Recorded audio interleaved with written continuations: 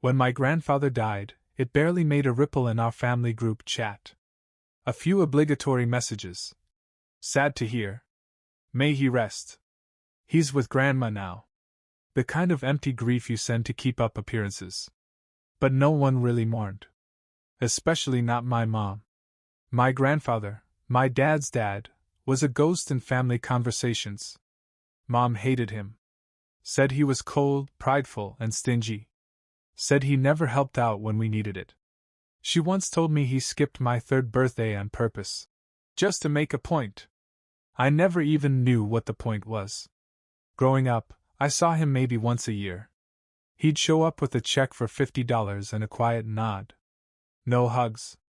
No warm stories. But he looked at me like he saw something, like I wasn't just another face at the kids' table.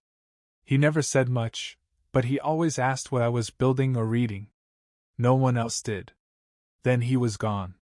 He passed away at 87 in his sleep. No drama. Just a voicemail from my uncle and a 2-sentence obituary. And then, 2 weeks later, everything exploded. I was sitting in my apartment, half listening to a podcast and folding laundry when I got a certified letter. Real paper. Real signature. Law firm envelope. I thought maybe it was a tax screw-up. Nope. It was a notification that I was named sole beneficiary of my grandfather's estate. Not a part. Not a share. Everything. I stared at the letter like it was written in another language. It listed out assets like a grocery list, a paid-off house, a retirement account, investment dividends, even a safe deposit box I didn't know existed. It totaled just over $840,000. I sat down hard on the edge of my bed and read it again. It wasn't a mistake. My name was all over it. My grandfather, the man no one ever talked about, had left everything to me. And within 24 hours, my phone exploded. My mom called first. Her voice was sugar-sweet, like she was calling to ask if I'd eaten. "Sweetheart," she said. "Did you hear about the will? Isn't that odd?" "Odd?" I asked how she even knew. "Well, Uncle Brian mentioned it. We were all just confused, honestly. Why would he leave it to you of all people?" I stayed silent. "Anyway," she said, her tones slipping into something thinner, tighter, "we all agree that this should be shared. That money belongs to the family." "The family?" "Of course. Not me. Not the person he chose." Mom went on. "I mean, we could really use it right now. You know, your sister's tuition, the house repairs, this could really help everyone." I asked her point blank. "Did Grandpa ever help you when you asked?" She scoffed. "No. He never lifted a finger. That's why this is so ridiculous." "Maybe," I said, "he finally decided to lift one." That's when the sugar in her voice disappeared. The next few days were a parade of guilt-wrapped manipulation. Texts from cousins I hadn't heard from in years. Calls from my uncle suggesting we could all sit down and talk things out. Even my brother chimed in with, "You don't actually think Grandpa meant to give it all to you, right?" But I wasn't budging. I didn't ask for this inheritance. I didn't expect it. But if the man who everyone ignored saw something in me, I wasn't going to throw that away just because my family suddenly remembered my name. Then Mom called again. This time she didn't ask. She told. "There's going to be a meeting at the house next Sunday," she said. "Everyone will be there. We're going to talk about how to handle this maturely. Like adults." She didn't say it, but I heard it in her tone. "Bring the checkbook." I almost said no. But something in me burned too hot to ignore. If they wanted a meeting, fine. I'd show up. But I wouldn't come alone. I pulled up to my parents' house with my stomach coiled like a fist. The driveway was already full, my uncle's Tahoe, my sister's beat-up Corolla, even my cousin Dave's lifted truck that screamed. Compensating. You'd think someone had died again. I parked on the street. Before I got out, I glanced at the passenger seat. My lawyer, Maria, was scrolling through the last page of the letter we prepped. "You ready for this circus?" she asked, not looking up. "Ready as I'll ever be." She smirked and flipped the folder shut. Just remember, don't sign anything, don't engage emotionally, and let me talk first. Even if they cry? Especially if they cry. We stepped up to the front door, and I didn't even get to knock before it swung open. My mom stood there, face set in what she probably thought was a warm smile. Her eyes flicked past me to Maria. Oh. You brought someone. I smiled. Funny. So did you. Inside, it felt like an intervention. Living room chairs had been dragged into a tight circle. Everyone was there. My mom. Dad. Uncle Brian. My sister in the corner pretending to be on her phone.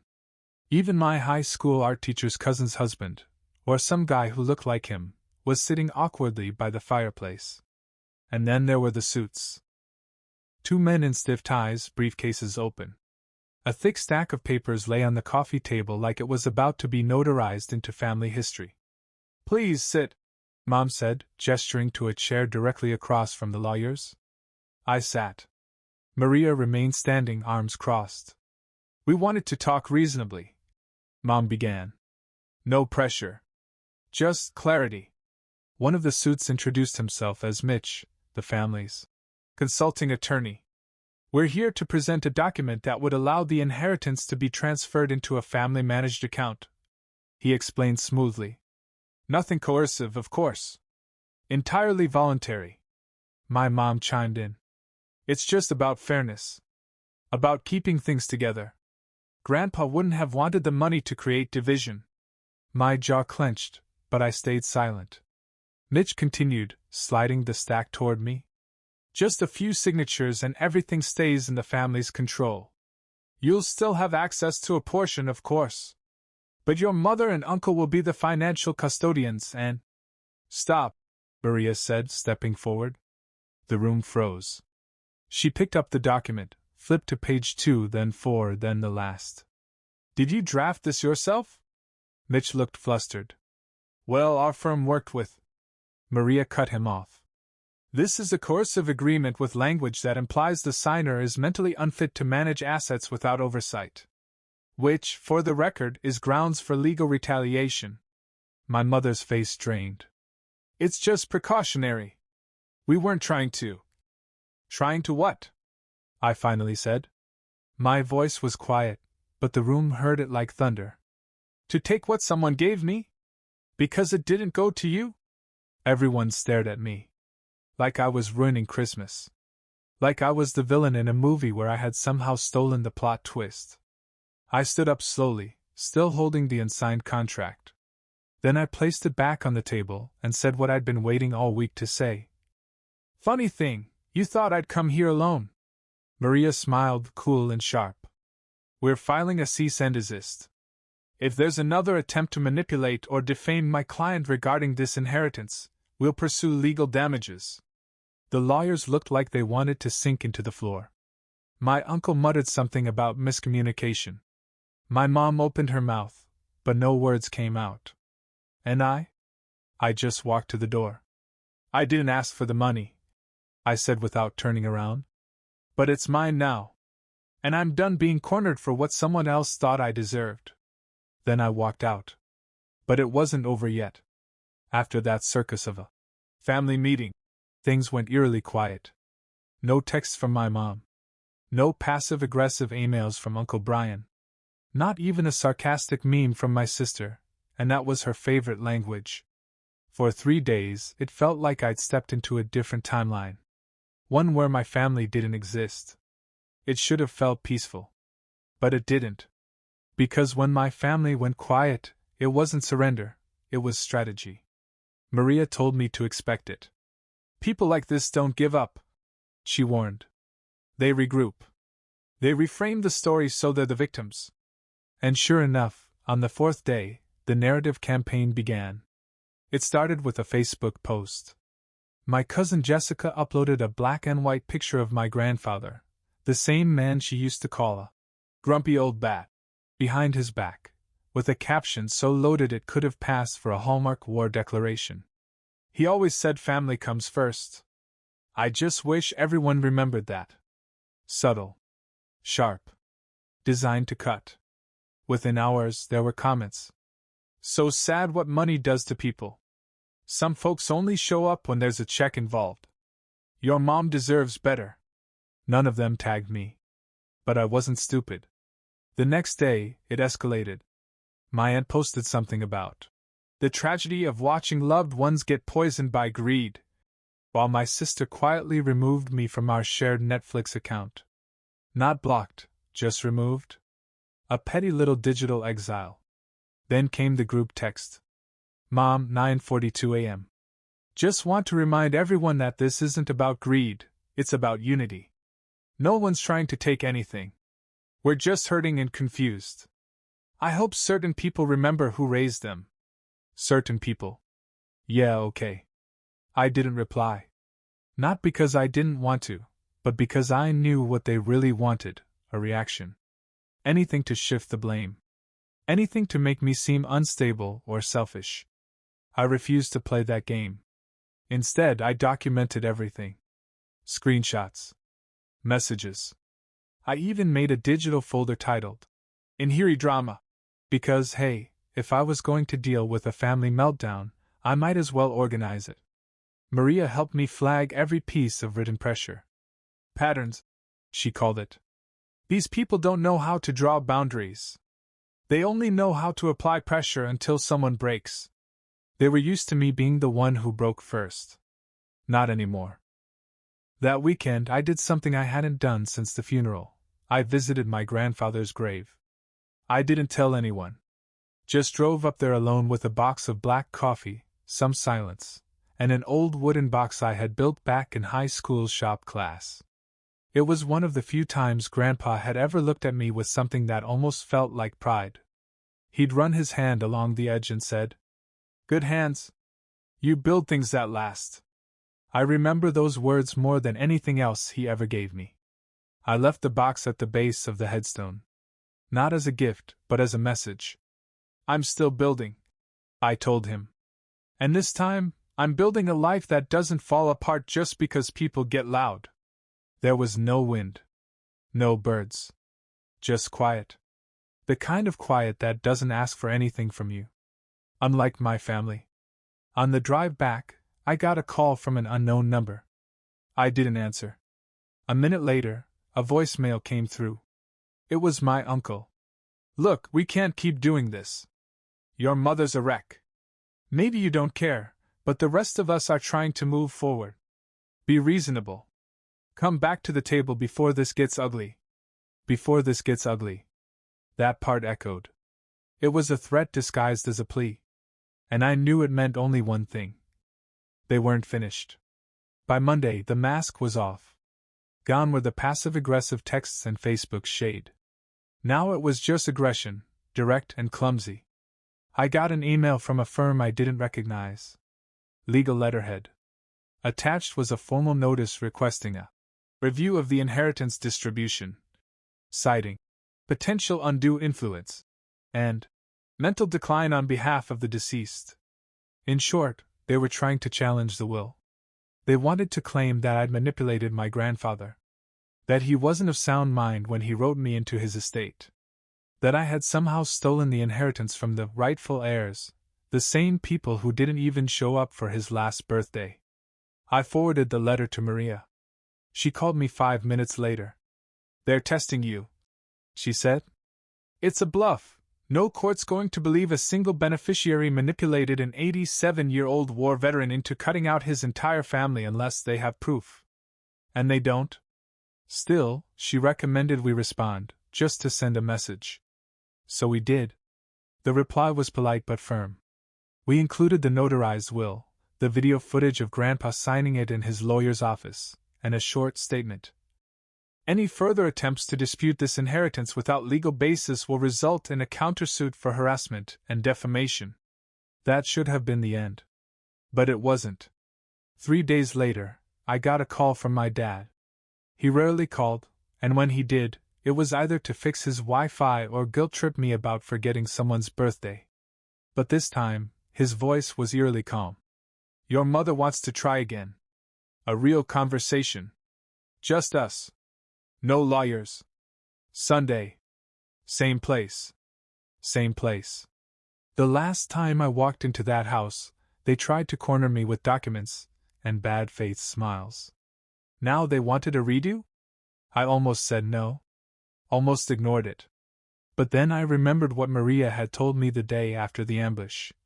If they try anything again, let them. Just make sure we're ready. So I accepted the invitation. And I told her to be ready. Sunday came fast. This time, I didn't wear anything formal.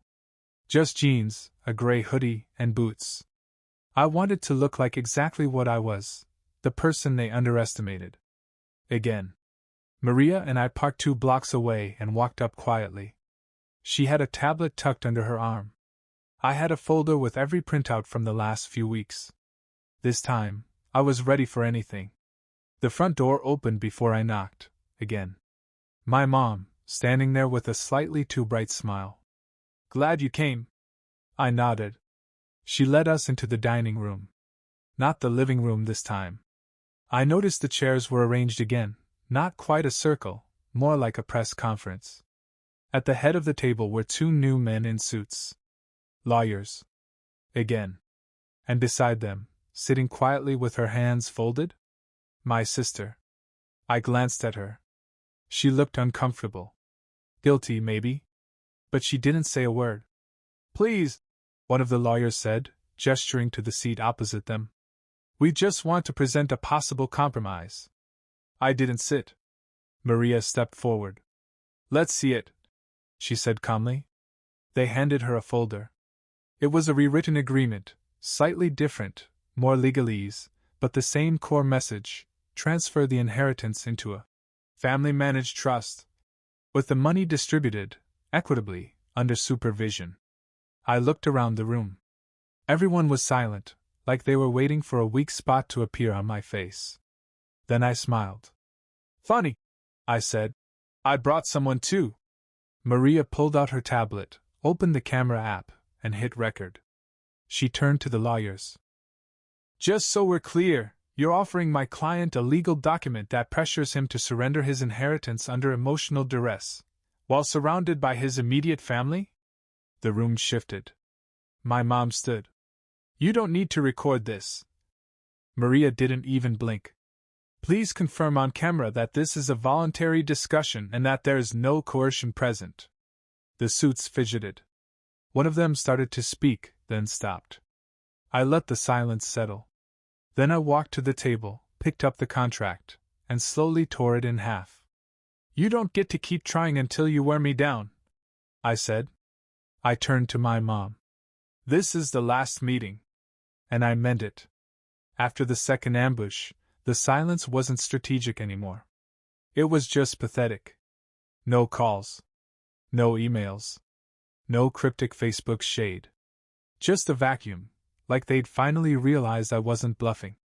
Or maybe they were regrouping for some other scheme. Either way, I didn't care. Because for the first time in my life, I felt like I was steering the damn car. Maria filed a formal letter of intent that same week. If they contacted me again regarding the inheritance, we'd file for harassment and seek punitive damages. She even CC'd the firm that sent the trust agreement, just so there'd be no confusion. Her final sentence was short and surgical. My client has no interest in family negotiations. This matter is closed. And it was. I didn't even realize how much tension I'd been carrying in my chest until I stopped checking my phone 10 times a day. Until I started sleeping without mentally rehearsing how I'd defend myself. It was over. Except, of course, nothing with my family ever really ends. It just changes costumes. 2 weeks later, my sister called me. I let it ring the first time. The second time, I answered. She sounded like she'd been crying. I didn't know they were doing that, she said quietly. They told me it was just going to be a discussion. You didn't say anything, I replied. I froze. We sat in silence for a while. Then she said, You know, they told me Grandpa never really liked you. That he only left you the inheritance because he didn't trust them. I laughed, not because it was funny, but because I'd already guessed it. He didn't like me, I said. But I think he respected me. There's a difference. She sighed. They're saying you turned your back on the family. That you let some lawyer twist everything. I didn't respond at first. Then I said, no.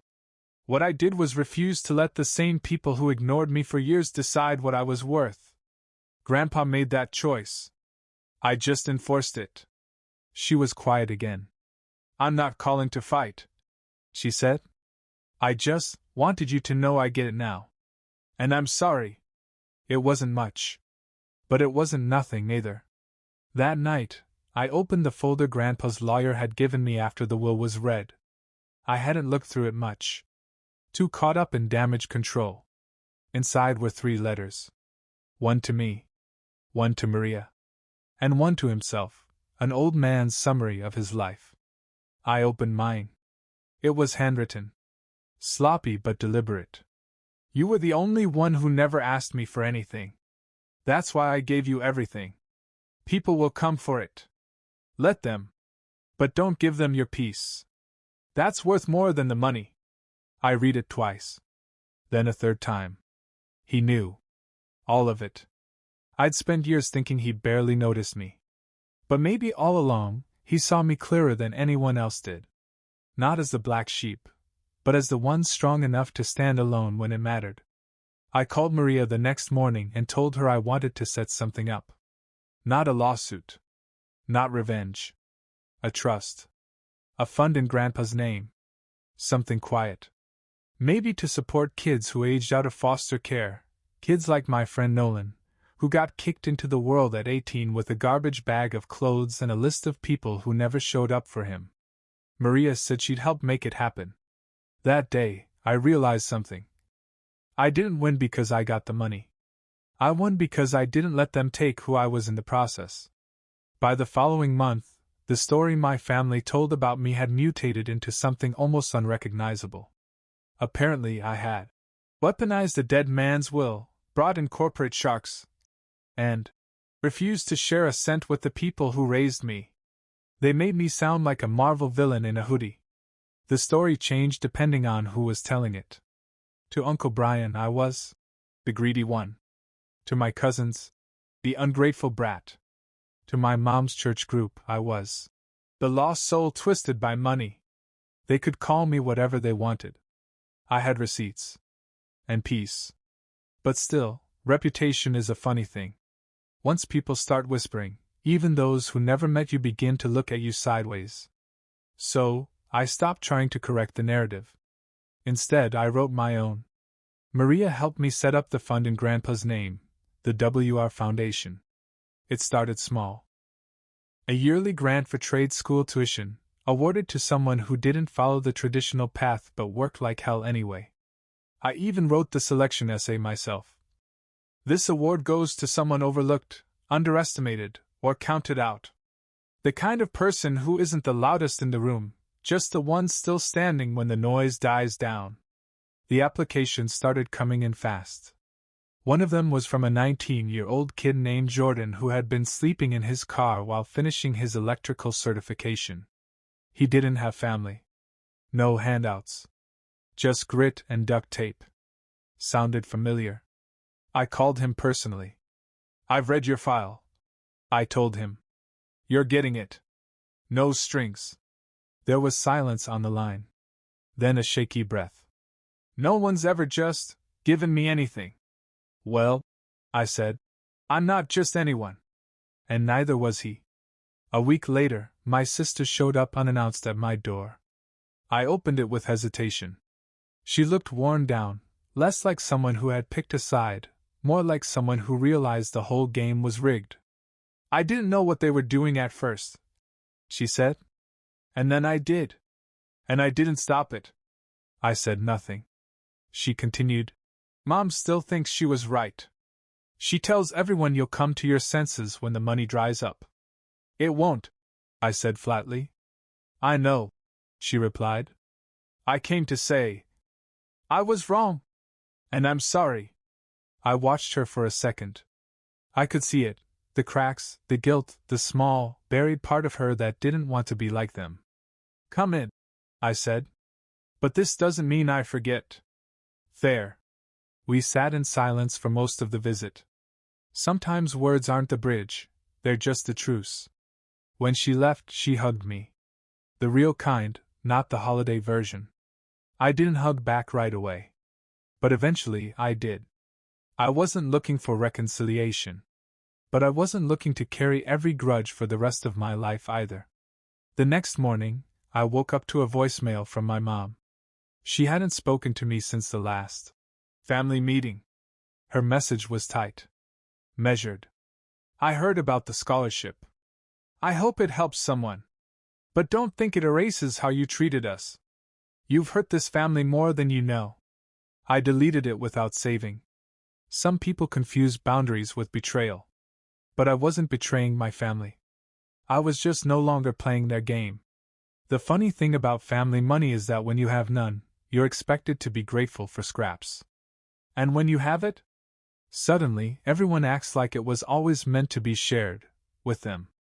That reality hit again one rainy Thursday morning when I got a message from my cousin Derek. We hadn't spoken in over a year, not since he called me the luckiest leech alive. In a group chat he forgot I was still in. The message read, "Hey man. No hard feelings about before. Just wondering if the foundation does emergency support too. My truck's engine blew, and I need it to keep working. Would mean a lot. No apology. No reflection. Just need, dressed up as reconnection." I didn't respond. He followed up a few hours later with, "I get it. You're the big man now. Just don't forget where you came from." That part made me laugh out loud. Where I came from? I remembered exactly where I came from. I came from birthday cards without signatures. From hand-me-downs passed off as generosity. From years of being told, "When you're older, you'll understand." I was older now, and I understood perfectly. That same week, Maria forwarded me a copy of a will dispute filed in another state, different family, similar playbook. A niece inherited everything, and within weeks, her family dragged her to court. She won. The court's closing line stuck with me. "Inheritance is not a democratic process." Amen. I was grateful that Maria had helped me shut it all down early. Without her, I would have been crushed under the guilt traps and emotional landmines. But more than that, I was proud of myself. For showing up. For saying no. For not signing anything just to keep the peace. Because peace built on fear isn't peace. It's just quiet resentment. 2 months after I launched the scholarship, I was invited to speak at a small local event, something about trades, growth, and second chances. I almost said no. But I went. The room was small. Maybe 40 people. Mostly teens, single parents, and veterans retraining for new careers. No judgment. Just people trying to rebuild. I told them the truth. I told them that being underestimated wasn't the worst thing. That sometimes, the people who doubt you are actually doing you a favor. They teach you how to rise with no one to lean on. Afterward, a man my age, rough hands, nervous energy, approached me. "My brother took everything when our parents died," he said. "Said I wasn't smart enough to manage it. I've been working my way up ever since. What would you do?" I looked at him. Saw the anger barely held together with duct tape. "I'd let them lose sleep," I said. "And I'd build a life so solid, they can't buy their way back into it." He didn't say anything. Just nodded once. Sharp and heavy. Like it landed deep. When I got home that night, I sat on my porch, the one I paid for with my own damn hands, and thought about how many versions of me would have cracked under the pressure. Younger me would have given in after the first guilt trip. Would have signed the money away just to hear, "I'm proud of you," from people who'd never say it. Now, I was proud of myself. And I had nothing to prove to anyone else. The story didn't end the day I tore up that contract in front of my family. It didn't end when I walked out of the house, or when Maria filed the cease and desist letters, or even when I deposited the last check from Grandpa's estate into a foundation that would never bear my mother's name. It ended on a random afternoon, 6 months later, in a grocery store parking lot. I was walking back to my car when I heard my name. Alex. I turned. It was my mom. She looked different. Not older, just smaller. Like the weight she used to carry in volume and control had been slowly bleeding out of her. She was holding a bag of apples and standing awkwardly like she didn't expect me to stop. I waited. I heard about the scholarship, she said, her voice trying to sound neutral. I'm not here to talk about the foundation, I replied. Or the inheritance. She nodded. I figured. There was a long pause. Then, finally, I never hated you, you know. That sentence could have meant a dozen things. And none of them changed anything. I nodded once, got in my car, and drove away. She didn't stop me. She didn't chase. She didn't cry. She didn't yell. And for the first time in our entire relationship, I realized something. She had nothing left to hold over me. No power. No leverage. No story in which she was the victim and I was the selfish one who needed fixing. I wasn't the fixer anymore. I was the architect of my own peace. That night, I sat down and opened the last of Grandpa's letters, the one he wrote to himself. Notes, mostly. Ramblings. Bits of thoughts scribbled in the margins of a legal pad. But one line stood out. Legacy isn't what you leave behind. It's what they can't take from you. I closed the notebook and smiled. It wasn't about the money. It never was. It was about control. About deciding that I would no longer be the one who bends first, apologizes first, or breaks just to keep others comfortable. The inheritance didn't change me. It revealed me. And when they tried to take it, tried to corner me with lawyers and guilt and polished lies, I didn't fold. I brought someone. Someone prepared. Someone smart. Someone who could speak the language they used to silence people like me. Maria, yes. But also me. The version of me that stood up and said, no more. The version that remembered every quiet slight, every dismissive smirk, every family gathering where I was asked to clean but never thanked. The version of me my grandfather saw, even if he never said it out loud. So when they handed me that paper and expected me to roll over, I smiled. Because I knew they were bluffing. And I had already called it. Funny, I said, holding the paper lightly between my fingers. I brought someone too. And that was the moment they knew. I wasn't the one getting played. I was the one holding the rules.